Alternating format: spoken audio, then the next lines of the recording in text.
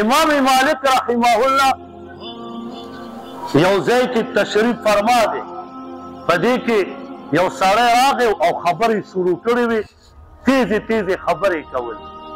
صرف دومره یې وویل چې یعنې د مدینې مبارکې دا خاوره چې کومه ده دا خرابه ده، ښه خاوره نه ده چې څنګه زموږ د علاقې ده. امام مالک رحمه الله ورته وفرمیل دې خوا راشه، را ویې او د وخت قاضي ته یې وفرمایل دله 30 دورې ورکړه او یو څو ورځې جیل کې بند کړه. هغه ورته وویل ولې جي؟